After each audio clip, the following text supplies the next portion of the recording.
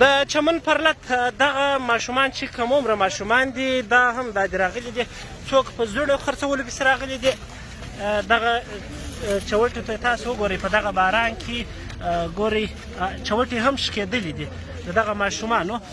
دا داسې نه دي چې له مستۍ دلته راوتلي دا د مستۍ څه نه دي راوتلي ګر سره چوټې نه لري. ته وګوره دغه پښو ته دغه پښو ته وګوره دا هم دا دي په دغه باران کې دا دي ولاړ دي نه چوټې لري نه شی لري په دغه باران کې دا دي ولاړ. دغه ماشوم دا دی اوس راغلی دی دي او نور وروڼی دي نه پر سر باندې شی لري او نه دغه د یخ د لاسه دا دي داسې کفیږي او یا داسې بلګیږي.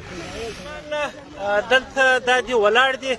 دغه ماشومان د خوراک لپاره نه ډوډۍ لري نه د اغوستلو لپاره شی ګرمې جامې چې په دغه باران کې سړی واغوندي دغه لري او تر څنګ یې دومره نه لري چې چوټې په پښو کې د دغه ماشومانو تاسې ولیدل دغه ماشومان چې په لڅو پښو باندې دلته په دغه باران کې راوتلي دي. دوی له مستۍ نه دي راوتلي بلکې دوی له دې لپاره راوتلي دي چې لږ څه زوړنې یا بل څه یې راخیستي دي او غواړي چې دا پر خلکو باندې خرڅ کړي.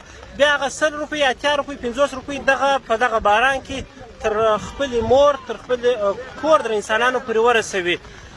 د پرلت 50مه ورځ ده. اخر د چمن له خلکو سره دغه روان ظلم به کله پای ومومي او کله به د چمنوالو دغه ستونزه حل سي. چمنوال چې راوتلي دي چې خلک پوښتنه کوي چې خلک دلته څه کوي چې راوتلي دي او دوی پاسپورټ پر دروازه باندې ولې نه مني. لوی لامل یې دغه دی. لوی لامل یې دغه دی چې دغه ماشومان دغه انسانان تاسو وینئ چې په دغه باران کې هم راوتلي دي او د خپل حق غوښتنه کوي. دغه ماشومان تاسو وینئ دا څه دې لپاره نه دي راوتلي چې په مستۍ راوتلي دي یا په پارک لپاره راوتلي دي یا هغه د نورو انسانانو په څېر د غرو د شوق چې په دغه باران کې غرو لره ولاړ سي او خپل شوق پرې بلکې دا خلک او دغه ماشومان دغه انسانان له دې لپاره راوتلي دي چې دوی خپل حق غواړي او له ریاست څخه یې غواړي.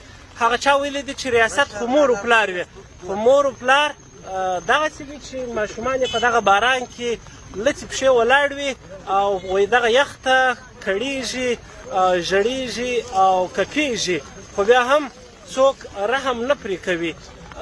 نور به څه ووایي د دغه مور پلار په اړه باندې. مننه.